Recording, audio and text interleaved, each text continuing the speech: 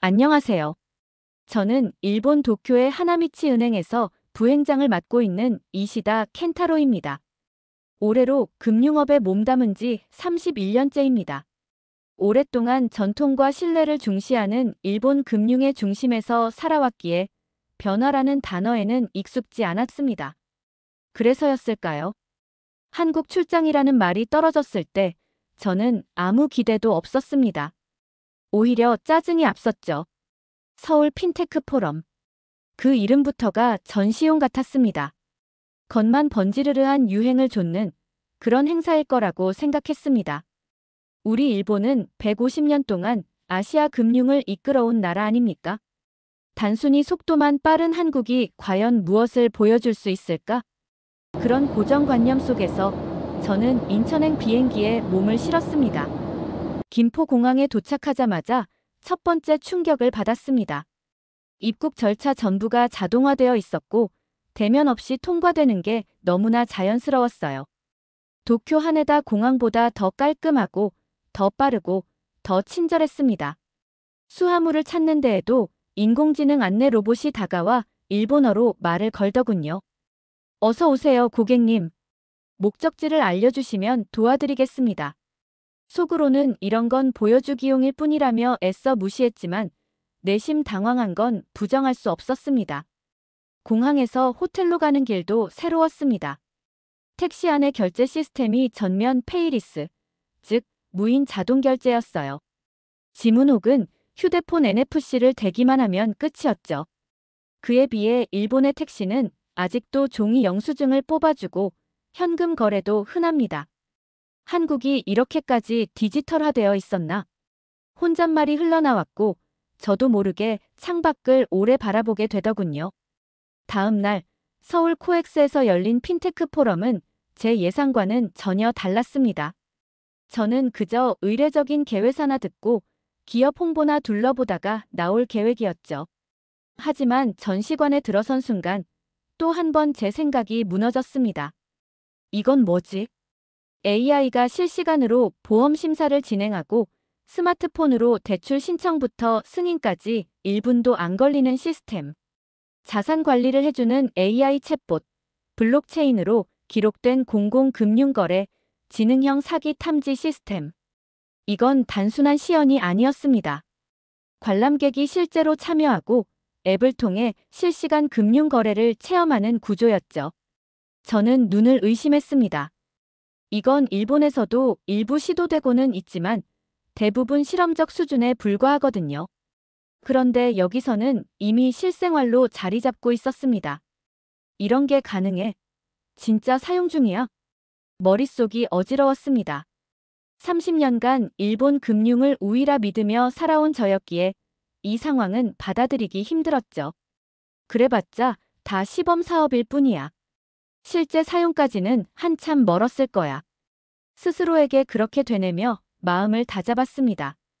그러나 그날 오후 저를 완전히 무너뜨린 사건이 벌어졌습니다.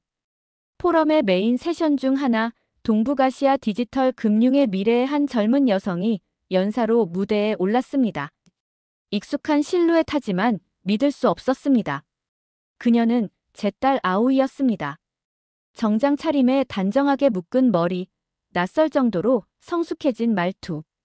게다가 완벽한 한국어로 한국 핀테크 스타트업의 성과를 열정적으로 설명하고 있었습니다. AI 기반 리스크 평가 모델, 사용자 행동 데이터 기반 보험료 자동 조정 시스템. 이 모든 것을 너무나도 당당하게 그리고 유창하게 발표하는 딸을 보며 저는 눈앞이 흐려졌습니다. 끝나고 나서 저는 행사장 뒤에서 조용히 딸을 불렀습니다. 아오이, 내가 왜 여기 있어? 이건 무슨 일이냐? 그녀는 웃으며 대답했죠. 아버지, 저 이제 네스트랩스라는 한국 스타트업에서 일하고 있어요. 그동안 말 못해 죄송했어요. 아버지가 한국을 싫어하셔서. 숨이 턱 막혔습니다. 제가 늘 경멸하던 그 한국의 스타트업 생태계 속에서 제 딸이 그 누구보다 진심으로 열정적으로 일하고 있었습니다. 그날 밤 호텔방에서 저는 창밖을 멍하니 바라보며 생각했습니다. 도쿄에서는 볼 수 없는 살아 숨쉬는 듯한 서울의 야경. 번쩍이는 네온사인, 늦은 시간까지 운영되는 카페, 분주하지만 질서 정연한 거리. 그제야 처음으로 이런 생각이 들었습니다. 혹시 내가 지금까지 본 건 진짜가 아니었을까? 안녕하세요. 다시 사연 올리는 이시다 켄타로입니다. 여전히 김포공항에 발을 디딘 그날부터 시간이 멈춘 듯합니다. 일부에서는 제가 얼마나 완고했는지, 얼마나 무지했는지 털어놓았죠. 오늘은 2부로 한국에서 제가 무너지고 다시 세워진 순간을 전해드리려 해요. 웨이브 코어의 제안, 그리고 첫 만남. 포럼의 셋째 날 아침, 저는 우연히 웨이브 코어 부스 앞에 섰습니다. 기존의 전단지 몇 장 받아본 게 전부였지만 뭔가 강렬한 인상을 줬습니다. 대표 최연우, 나이는 제 딸보다 겨우 2살 많았지만 그 말투와 태도는 흔들림 없었습니다. 이시다 씨, 잘 들었습니까? 그는 차분했지만 그 안에 단호함이 있었어요. 귀하의 은행과 우리 플랫폼의 협력, 진지하게 다시 논의해 보았으면 합니다. 순간 머릿속이 복잡해졌습니다. 제국의 자존심을 버리고 새로운 제안을 받아들이라니. 제 스스로 한참을 망설였죠. 첫 위기 전통 vs 혁신의 충돌. 이시다 켄타로라면 전통만이 답이라고 믿었습니다. 150년, 아니 200년 가까운 일본 금융의 전통이 어째서 벤처기업보다 못하다 말입니까? 하지만 그는 단호히 말했습니다. 150년 전의 영광이 오늘의 시장을 설명해주지는 않습니다.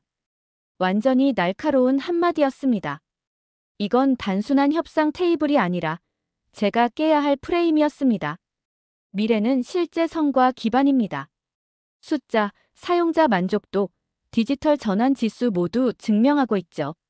일본은 현재 모든 지표에서 뒤처져 있습니다. 그는 내부 데이터와 글로벌 조사 보고서를 꺼내 보여주었습니다. 일본의 AI 금융 대응률, 고객 디지털 만족도, 심지어 중소기업 지원 플랫폼 수까지. 그래프와 숫자가 말하더군요. 사실이 그렇게 말하고 있구나, 라는 생각이 들었습니다. 두 번째 위기 인정과 갈등. 그날 저녁 호텔에서 뒤척이며 생각했습니다. 우리 일본 금융은 정말 괜찮은가? 정말 우위에 있는가? 하지만 곧 제 머릿속에서는 반발이 시작됐습니다. 국기의 자존심이 흔들린다, 이러다 일본이 망하는 건 아닐까? 그 즈음, 딸 아오이와 카톡이 오갔습니다. 아버지, 부탁이에요. 한 번만 더 솔직하게 보세요. 판단은 그 후에 해도 늦지 않아요. 그 말 한마디가 제 방에 불을 지폈습니다. 아이의 믿음이자 절박함이 저를 다그쳤죠. 다음 날 다시 웨이브코어 사무실로 향했습니다. 사실, 솔직히 말하면 두근거리고 두려웠습니다. 내가 과연 이 제안을 받아들일 수 있을까? 대표 연우는 미소 지으며 차를 내밀었습니다. 요즘 일본 금융업계 내부 분위기는 어떤가요? 그는 정중했지만 제 얼굴을 보며 진심을 묻는 눈빛이었죠. 배신자 취급받습니다. 일각에선 너 왜 저쪽이랑 얘기하냐는 얘기도 들어요. 숨기지 않고 털어놓자 그는 고개를 끄덕였습니다. 그럴 수밖에 없습니다. 변화하는 곳엔 언제나 저항이 따르니까요. 대표님은 잠시 고개를 숙이다가 말을 이었습니다. 하지만 우리는 변화를 두려워하지 않았습니다. 아닙니다. 도리어 그걸 기회로 삼았습니다. 변화가 무섭다면 그 무서움을 마주할 용기를 가지십시오. 저는 눈시울을 감추며 말했습니다. 저도 두렵습니다. 그러나 두려움 때문에 행동하지 않는다면 일본의 미래는 없습니다. 결심과 작전의 시작. 그리고 저는 결심했습니다.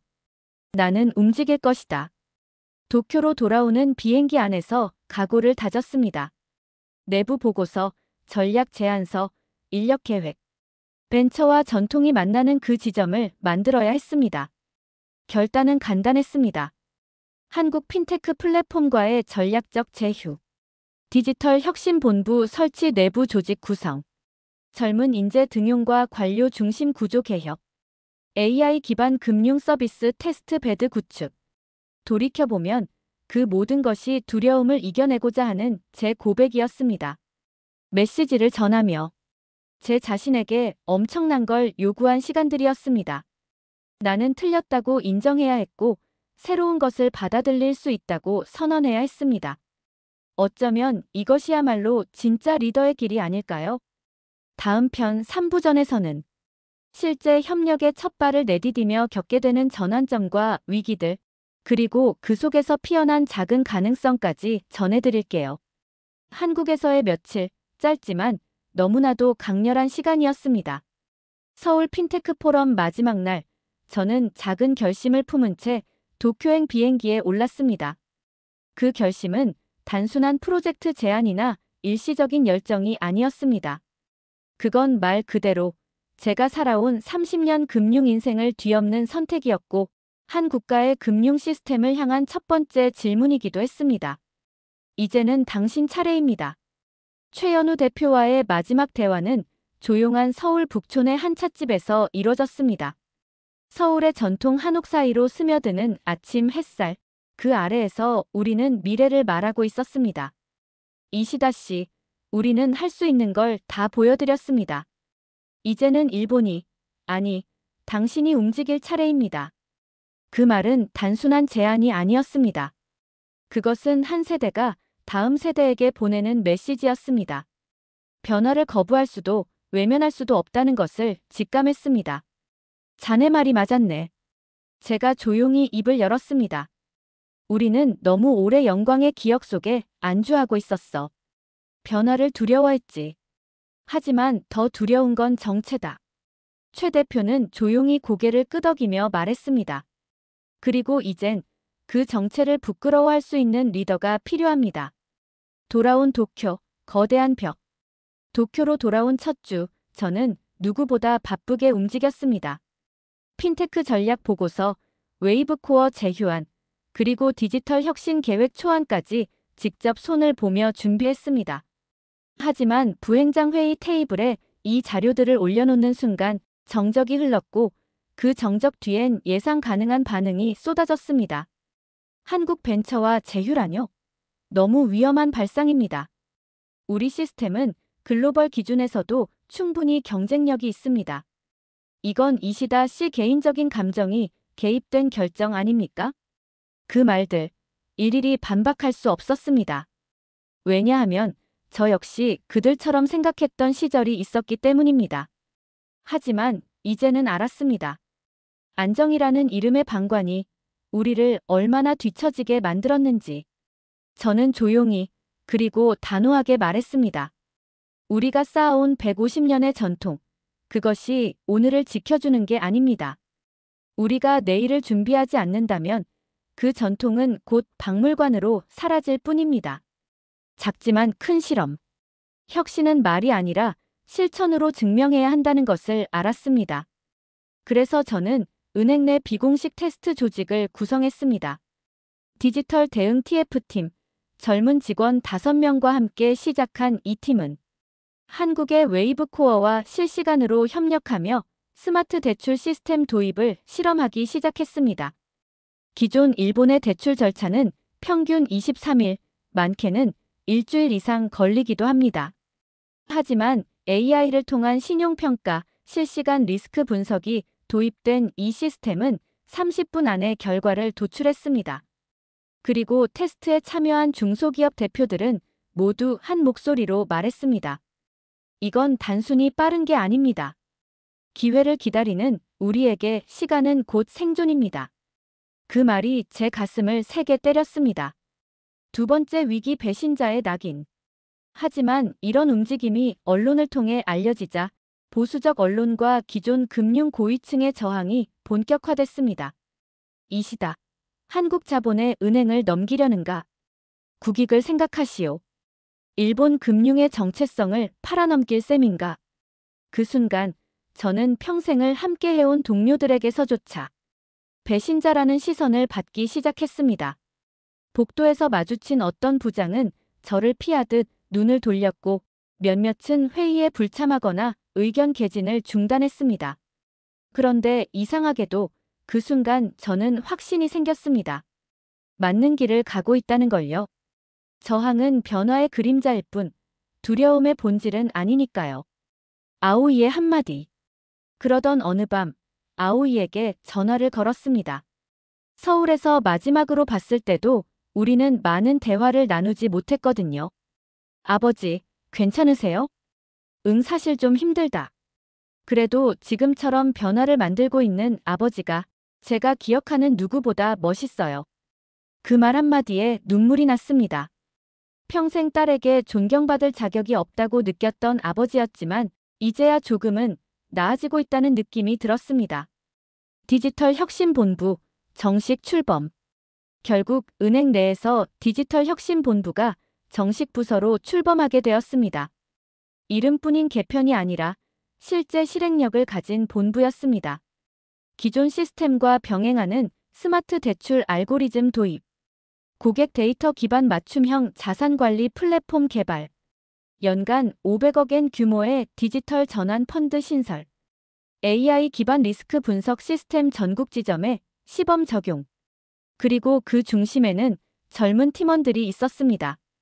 그 누구도 그들에게 자리를 내주려 하지 않았지만 제가 그들을 믿었고 그 믿음이 변화의 불씨가 되었습니다. 서울에서 본 미래는 이제 도쿄에서 현실이 되어가고 있었습니다. 다음 편에서는 그 모든 변화의 끝에서 제가 어떤 선택을 했고 은퇴 직전 마지막 연설에서 어떤 말을 남겼는지 전해드리겠습니다.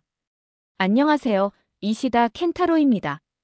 이 글을 쓰는 지금 저는 제 생애 마지막 출근을 마쳤습니다. 31년간 몸담았던 하나미치 은행의 부행장직에서 물러나며 제 인생을 바꿔놓은 서울 출장과 그 후의 이야기를 이 글로 마무리하고자 합니다. 은퇴를 앞둔 아침. 은퇴식 날 아침. 저는 은행 옥상에 올랐습니다. 겨울의 끝자락, 미세한 서리가 핸드레일을 덮고 있었고 멀리 도쿄 시내가 흐릿하게 보였습니다. 그 풍경을 보며 생각했습니다. 이 도시를 지켜야 한다고 믿었던 지난 세월 동안 우리는 얼마나 많은 변화를 두려워하며 외면해왔던가. 그 순간 제 머릿속을 스쳐간 건 서울의 야경이었습니다. 이상하리만큼 생생한 색채로 떠오른 그 도시. 도쿄가 멈춰있는 사이 서울은 움직이고 있었습니다. 그리고 저는 그 움직임에 뒤늦게나마 올라탄 행운아였습니다. 마지막 연설. 회의실. 후배들, 동료들, 몇몇 퇴직자들까지 자리를 채운 그 공간에서 저는 연단 앞에 섰습니다. 저는 이시다 켄타로입니다. 그리고 오늘 제 인생에서 가장 중요한 이야기를 하려 합니다. 회의실이 정적에 휩싸였습니다. 저는 종이 한 장 없이 맨몸으로 말했습니다. 서울에서 저는 미래를 보았습니다. 처음엔 모두가 고개를 갸웃했습니다. 하지만 저는 천천히 차분하게 말을 이었습니다. 우리는 오랫동안 일본의 금융이 최고라고 믿어왔습니다. 그리고 그 믿음은 한때 진실이었고 자부심이었습니다. 하지만 그것이 영원하리란 법은 없습니다. 서울은 저에게 물었습니다. 당신이 지켜온 전통은 지금도 살아있는가? 라고요. 한국의 스타트업은 기술뿐만 아니라 철학에서도 우리를 앞서고 있었습니다. 그들은 고객을 숫자가 아닌 사람으로 대했고 기술을 효율이 아니라 신뢰의 수단으로 사용했습니다. 시스템보다 중요한 것. 저는 기술을 보러 갔지만 결국 사람을 보고 돌아왔습니다.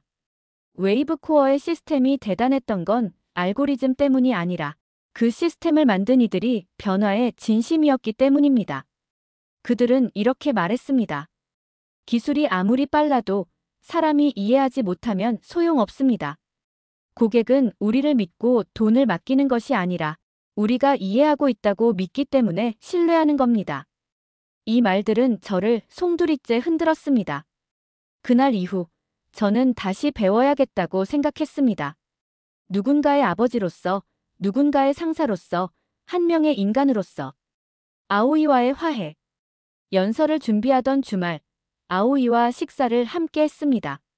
도쿄 시내의 조용한 작은 레스토랑이었죠. 아버지, 정말 고생 많으셨어요. 너무 늦게 알게 됐다, 아오이. 그동안 너한테 했던 말들, 다 미안하다. 그 말이면 충분해요, 아버지. 지금 아버지를 보는 것만으로도 충분히 자랑스러워요. 그녀의 눈엔 살짝 눈물이 고여 있었습니다.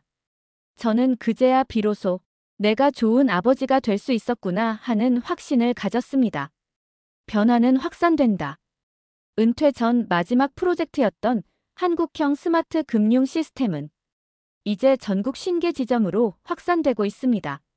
젊은 리더들이 이끄는 디지털 TF팀은 정규 부서로 격상되었고 20대 직원들이 매달 피드백을 수렴하는 문화를 만들었습니다. 고객들도 변했습니다. 어르신들이 모바일로 간편하게 예금을 관리하고 스타트업 대표들이 AI 대출을 통해 단기 자금 조달을 하며 은행이 다시 사람 곁으로 다가가는 걸 느끼고 있습니다. 그리고 무엇보다 놀라운 변화는 경쟁사들이 하나둘 우리 시스템을 벤치마킹하기 시작했다는 점입니다. 누군가는 말했죠. 일본 금융을 바꾼 건 기술이 아니라 이시다 켄타로의 용기였다고. 하지만 저는 압니다. 그 용기의 씨앗은 서울에서 시작됐다는 것을요. 다음 발걸음. 저는 이제 한 명의 은퇴자가 아니라 한 명의 배움의 사람으로 다시 시작하려 합니다. 다음 달부터는 한일 디지털 금융 교류 프로그램을 운영할 예정입니다. 도쿄와 서울을 오가며 젊은 금융인을 연결하고 서로의 시스템을 배우고 교환하는 일에 힘쓸 것입니다. 딸 아오이는 프로그램의 공동 디렉터를 맡기로 했습니다. 이제는 제가 딸의 일을 배우는 입장이 되었습니다. 마지막 메시지. 연설을 마치며 저는 이렇게 말했습니다. 과거의 영광은 미래를 보장하지 않습니다. 우리가 진짜 두려워해야 할 것은 실패가 아니라 배우기를 멈추는 것입니다. 서울은 제게 그것을 가르쳐준 도시입니다. 그리고 저는 서울에서 미래를 보았습니다. 마무리 메시지. 편견을 넘는 순간 배움이 시작된다. 과거의 영광은 미래를 보장하지 않는다. 21세기의 리더는 변화 앞에 겸손한 자다. 여러분은 어떻게 생각하시나요? 이시다 켄타로의 선택, 그리고 그의 마지막 연설. 과연 우리는 지금 어떤 서울을 바라보고 있나요? 댓글로 여러분의 생각을 들려주세요. 여러분의 한 줄 의견이 다음 이야기를 만드는 큰 힘이 됩니다. 오늘의 이야기 마음에 드셨다면 좋아요와 구독, 그리고 알림 설정까지 부탁드립니다. 대한민국의 또 다른 놀라운 이야기로 다시 찾아올게요. 당신의 구독은 이 여정의 다음 페이지입니다. 함께 해주세요.